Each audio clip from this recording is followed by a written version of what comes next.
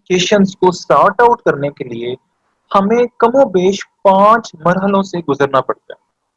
There are 5 steps to actually make conclusion that either the statement or claim of the shopkeeper या जो भी brand बनाने वाले या मैन्युफैक्चरर है उनका क्लेम ठीक है या नहीं। हमें बेसिकली उन क्लेम्स को जनरेट करना पड़ेगा।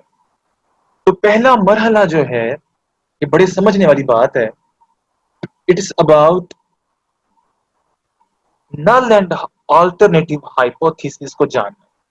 अब ये क्या है इनके बारे में थोड़ा सा मैं गाइड करता हूं। नल हाइपोथेसिस और ऑल्टरनेटिव हाइपोथेसिस,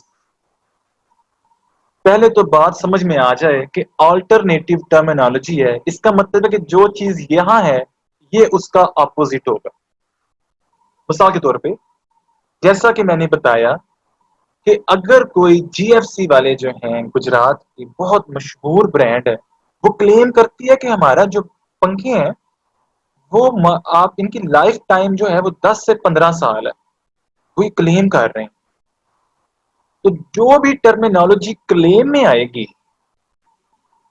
जो भी वो क्लेम कर रहे होंगे, अगर उसमें इक्वल साइन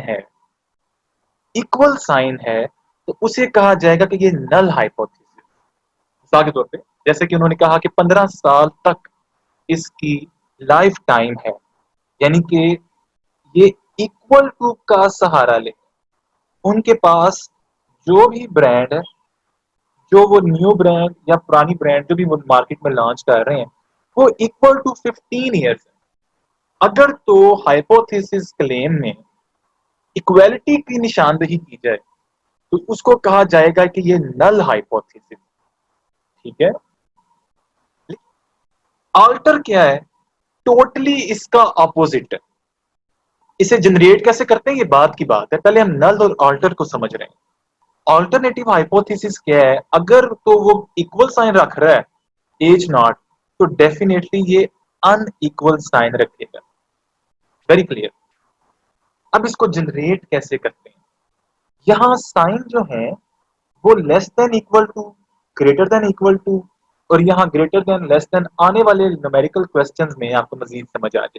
लेकिन अभी हम सबसे सिंपल जो काम है ना, सिंपल एक्सप्रेशन, वो इक्वल साइन से स्टार्ट करते हैं। ये पहला लेक्चर है, इस वजह से आने वाले लेक्चर में जब हम न्यूमेरिकल क्वेश्चन को सॉर्ट आउट करेंगे ना, तो मुख्तलिफ साइंस या मुख्तलिफ लाइक इक्वेशंस के ऑपरेशंस अप्लाई होंगे, उनको हम साथ साथ स्टडी करेंगे।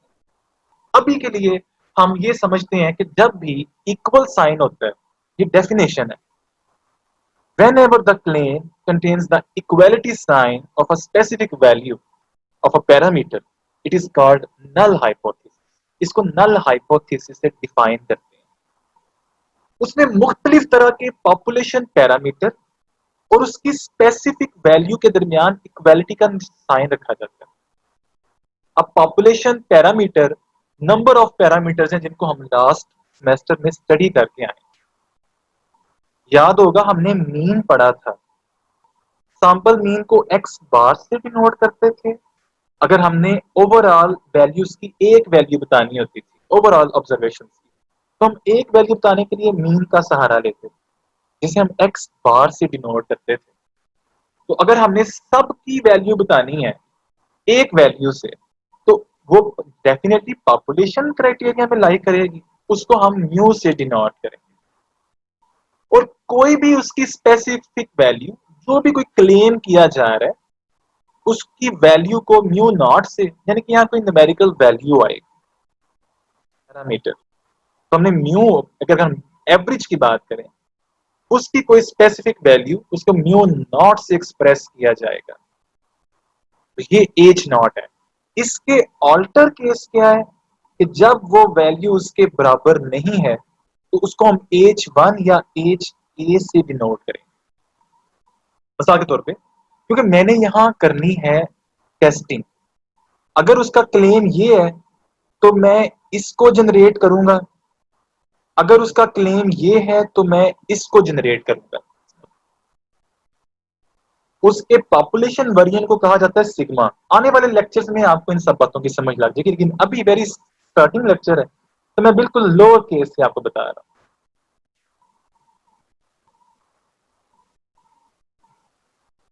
तो अगर हमारे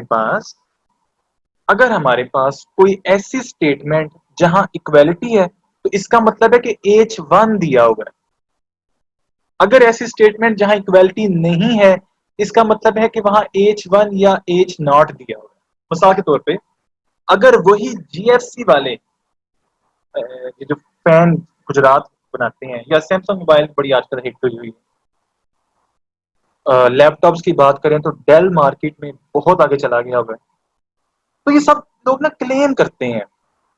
अगर कोई क्लेम इस तरह का आए जहां इक्वलिटी साइन नहीं है, मिसाल के तौर पे कोई ऑनर ये क्लेम करे कि जो मेरी प्रोडक्ट है ना, उसकी लाइफ टाइम 10 साल से ज्यादा है। आप स्टेटमेंट को ध्यान से समझें।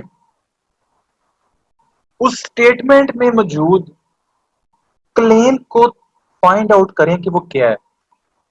अगर तो क्लेम में इक्वालिटी साइन की निशानदही हो रही है, यानी कि वो थारोली उसके बराबर कोई वैल्यू कह रहा है कि भाई इतना है, कोई चीज इतनी उसकी लाइफ टाइम है, या मैंने इतने आवर्स काम किया है, यानी कि इक्वालिटी शो हो रही है, जोर दिया जा रहा है, इसका मतलब वो H0 दिया हुआ है। मजीद समझ लगेगी जब मैं न्यूमेरिकल क्वेश्चंस कराऊंगा।